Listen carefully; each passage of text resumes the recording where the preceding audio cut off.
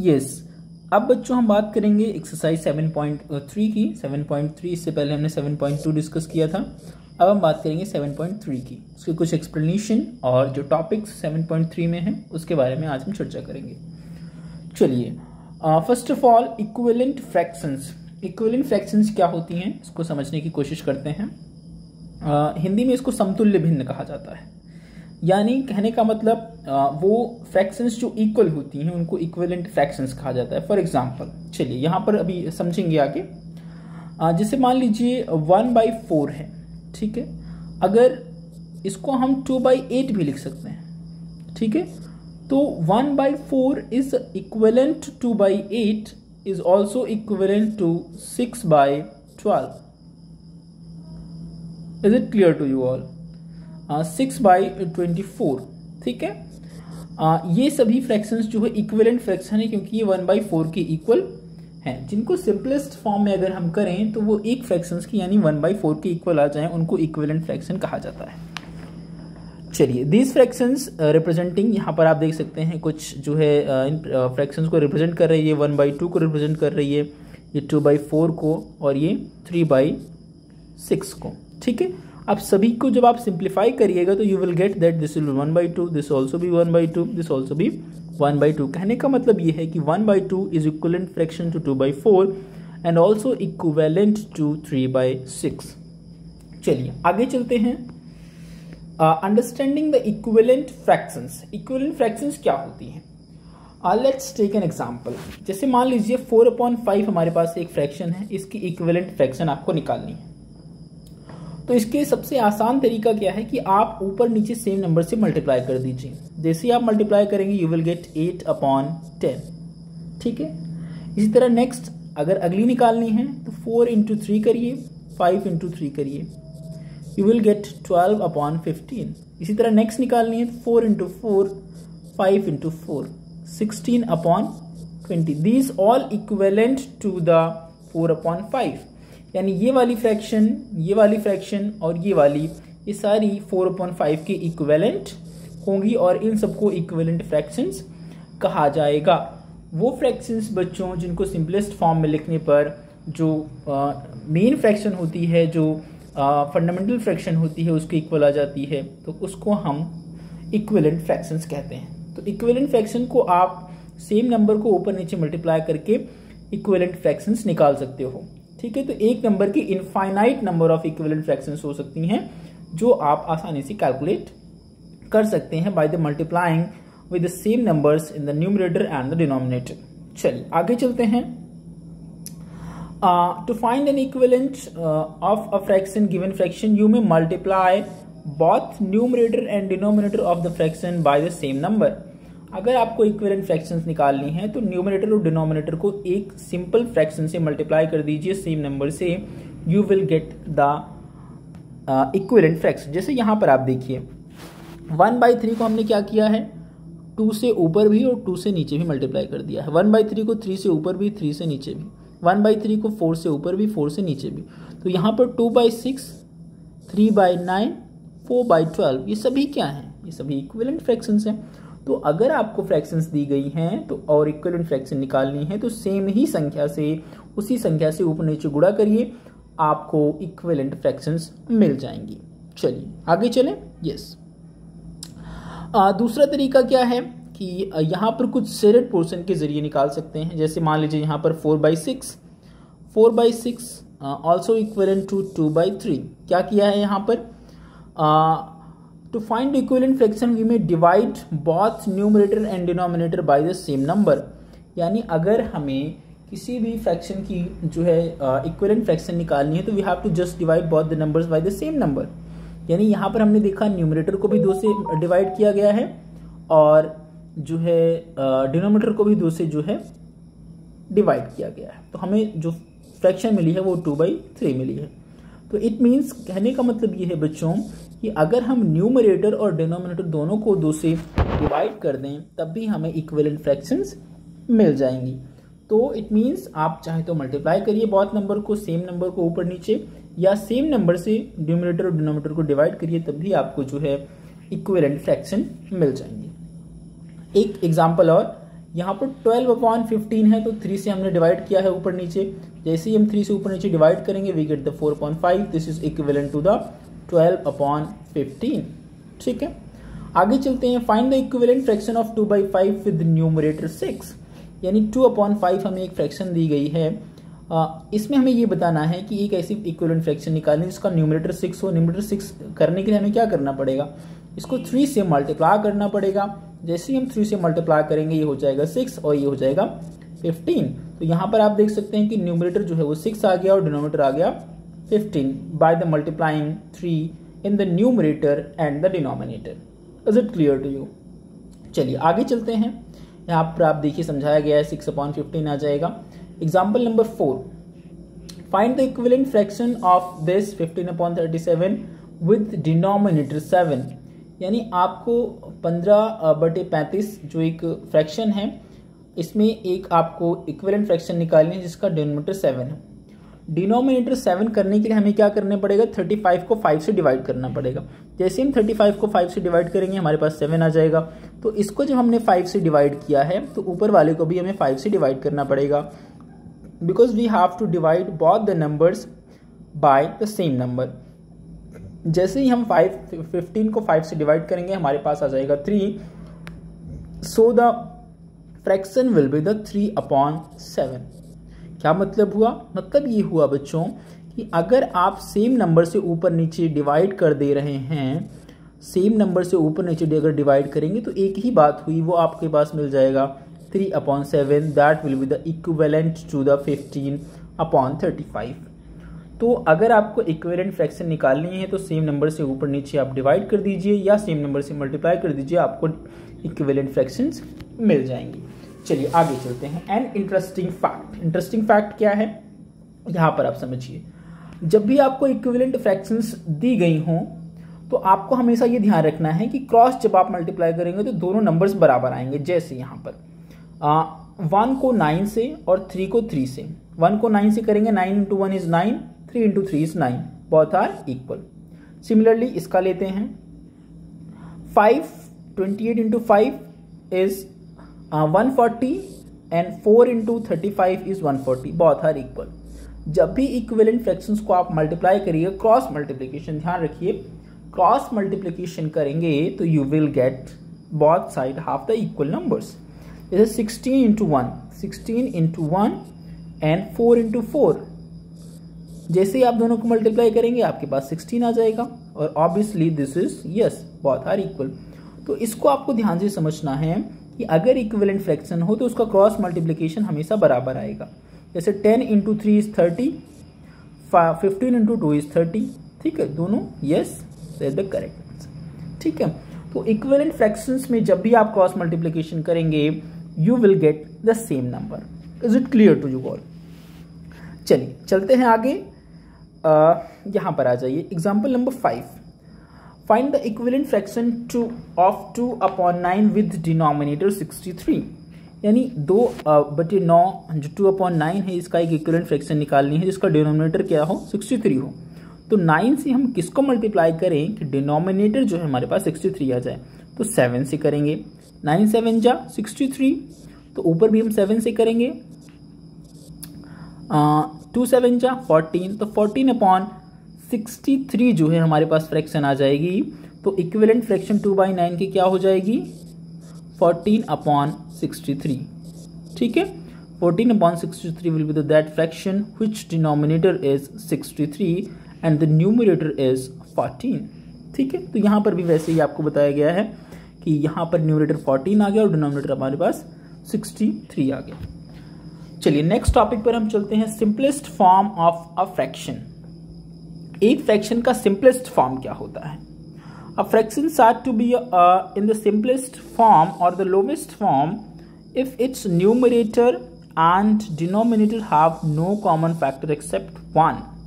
यानी किसी भी फ्रैक्शन को सिंपलेस्ट फॉर्म में कहा जाएगा यदि एक के अलावा उसका और कोई कॉमन फैक्टर ना हो, एक ही कॉमन फैक्टर हो, दैट इज 1। जैसे for example we have to take 2/3। अब इसको हम और सिंप्लीफाई नहीं कर सकते हैं बिकॉज इसका एक ही फैक्टर है, 2 × 1 3 × 1।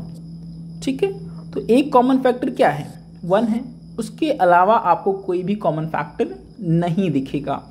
तो लोवेस्ट फॉर्म किसी फ्रैक्शन की वो होती है जिसमें हम उसको और सिंप्लीफाई ना कर सकें। जैसे मान लीजिए 4/8, अब ये लोवेस्ट फॉर्म नहीं है जिसको हम सिंप्लीफाई कर सकते हैं। 2 2 ज़ा 4, 2 4 ज़ा 8, 2 1 ज़ा 2, 2 2 ज़ा 4। अब 1/2 एक फ्रैक्शन आ गई, 1/2 को हम और सिंप्लीफाई नहीं कर सकते हैं, तो ये क्या हो जाएगी, ये सिंपलेस्ट फॉर्म ऑफ फ्रैक्शन। कौन सी फॉर्म हो जाएगी, सिंपलेस्ट फॉर्म हो जाएगी। जब हम फ्रैक्शन को और सिंप्लीफाई ना कर पाएं तब उस फॉर्म को हम लोवेस्ट फॉर्म या फिर सिंपलेस्ट फॉर्म कहते हैं, और उसमें एक ही कॉमन फैक्टर होता है, दैट इज 1। उसके अलावा कोई भी कॉमन फैक्टर नहीं होता है। चलिए आगे, ठीक है। HCF of this in this is, ये सिंपलेस्ट फॉर्म वाला ही पोर्शन है। या आप सिंपलेस्ट फॉर्म में इसको कैसे कन्वर्ट करेंगे, जैसे ही आप इसको 12 से डिवाइड करेंगे ऊपर नीचे, आपके पास 3/2 आ जाएगा। अब ये सिंपलेस्ट फॉर्म है, इसको आप और नहीं तोड़ सकते हैं क्योंकि because there is a one common factor, that is 1। सिर्फ एक ही कॉमन फैक्टर है, वो है 1। चलिए एक्सरसाइज 7.3 की हम बात करेंगे। एक्सरसाइज 7.3 में first question, write the fractions, all these fractions are equivalent. यानी आपको फ्रैक्शन लिखनी है और बताना है कि क्या सारी फ्रैक्शंस जो है इक्विवेलेंट है। चलिए देखते हैं, ये क्या है 1/2, ये क्या है 2/4, ये क्या है 3/6, ये क्या है 1 2 3 4 5 6 7 8, 4/8। क्या ये सभी अगर आप ध्यान से ऑब्जर्व करें तो you can see all can be written in the form of 1/2। ठीक है, तो you can see yes these are equivalent fractions, these are equivalent fractions, obviously these are all equivalent fractions। इसी तरह बी पार्ट भी आप कर सकते हैं। आगे चलते हैं, write the fractions and pair up the equivalent fraction from each row. यानी इनकी फ्रैक्शंस लिखनी है और इक्विवेलेंट फ्रैक्शंस जो है उसको पेयर अप करना है। एक एग्जांपल लेते हैं, ई पार्ट को देखते हैं सबसे पहले। 1 2 3 4 और 3 साइडेड पोर्शन है तो उसको कैसे लिख देंगे 3/4। अब नेक्स्ट देखते हैं, 3/4 की फॉर्म में हमने लिख लिया। अब यहां पर इसको देखिए 1 2 3 4 5 6 7 8, 4 पोर्शन साइडेड है तो 4/8, ये 1/2 हो जाएगी। ठीक है, इसी तरह नेक्स्ट इसको देखिए, ये 1/2 है। ठीक है, इसी तरह इसको देखिए 1 2 3 4 5 6 7 8 9, तो 3/9, दैट इज 1/3। ठीक है, तो इसी तरह सभी फ्रैक्शंस को आप लिखेंगे तो फिर आप ऑब्जर्व करेंगे कुछ ऐसी फ्रैक्शंस हैं जो इक्विवेलेंट होंगी। ठीक है, यहां पर देखिए 1 2 3 4 5 6 7 8 9 10 11 12 13 14 15 16 टोटल शेडेड पोर्शन कितना 1 2 3 4, 4/16 दैट इज 1/4। तो कुछ पोर्शंस आप देखेंगे कि वो क्या होंगी, इक्विवेलेंट होंगी, यानी कुछ पेयर्स के साथ जो है वो इक्विवेलेंट कर रही होंगी। सबसे पहले आप सभी फ्रैक्शंस को लिख लीजिए and then you have to compare whether these are equivalent fractions और नॉट। चलिए आगे चलते हैं क्वेश्चन नंबर 3 पर। Replace box in each of the following by the correct number. Equivalent fractions हैं, मैंने आपको क्या बताया, इसका और इसका मल्टीप्लिकेशन, इसका और इसका मल्टीप्लिकेशन क्या आएगा, इक्वल आएगा। तो 5 × x इज इक्वल्स टू 8 × 10। ठीक है, तो 8 × 80 5x, x is equals to 80/5 that is 16। ठीक है, तो यहाँ पर क्या आ जाएगा 16 आ जाएगा। ठीक है, काफ़ी आसानी से आप कर सकते हैं, इसको मल्टीप्लाई करिए, इसको मल्टीप्लाई करिए, यहाँ बॉक्स की वैल्यू आपके पास आ जाएगी। अब दूसरी बात क्या है, ये इक्विवेलेंट फ्रैक्शन भी है। 5 2 × 10, 8 2 × 16। ठीक है, 5 4 × 20, 3 4 × 12। ठीक है, इसी तरह आप जो है इसमें इक्विवेलेंट फ्रैक्शंस निकाल कर करेक्ट नंबर बॉक्स में भर सकते हैं। Question number 4, find the equivalent fraction of 3/5 having. एक इसमें से भी कोई सा भी एक पोर्शन कर लेते हैं, suppose we have to take a part. एक इक्विवेलेंट फ्रैक्शन लिखना है 3/5 की जिसका डिनोमिनेटर क्या हो 20 हो। 3/5 का डिनोमिनेटर 20 आने के लिए हमें क्या करना पड़ेगा, 3/5 को जो है 5 को 4 से मल्टीप्लाई करने पड़ेगा, तभी डिनोमिनेटर हमारे पास 20 जो है आएगा। तो ऊपर भी 4 से नीचे भी 4 से, तो 12/20 ये जो है फ्रैक्शन हो जाएगी जब हम इसका डिनोमिनेटर जो है वो 20 होगा 3/5 का, और 12/20 is the equivalent fraction of 3/5। Question number 5 पर आ जाइए। Find the equivalent fraction of 36/48 with numerator 9, यानी 36/48 का जो है इक्विवेलेंट फ्रैक्शन निकालनी है जिसका न्यूमरेटर क्या हो, 9 हो। तो हम क्या करेंगे, यहाँ पर जैसे न्यूमरेटर 9 निकालना है तो हमें क्या करना पड़ेगा, 36 को अगर हम 4 से डिवाइड करें तो हमारे पास जो न्यूमरेटर है वो 9 आ जाएगा। ठीक है, तो ऊपर नीचे 4 से जैसे डिवाइड करिएगा आप तो 9, इसको 4 से डिवाइड करिए 12, तो ये हमारी जो फ्रैक्शन है वो आ गई जिसका न्यूमरेटर 9 है और डिनोमिनेटर 12 है। तो आप इसके इक्वल में 9/12 लिख सकते हैं। चलिए क्वेश्चन नंबर 6 पर आते हैं। Check whether the given fractions are equivalent. आप चेक करिए क्या नीचे दी गई फ्रैक्शंस इक्विवेलेंट हैं। देखते हैं, 9 का टेबल पढ़िए जिसमें 54 आ जाए। ठीक है, 9 6 जा 54, 5 6 जा 30, बिल्कुल। तो 5/9 is equivalent fraction to the 30/54। इसी तरह आप इसको भी चेक करेंगे और इसको भी चेक करेंगे। चलिए क्वेश्चन नंबर 7 पर आते हैं। Reduce the following fractions to the simplest form. अभी मैंने आपको बताया था सिंपलेस्ट फॉर्म क्या होती है।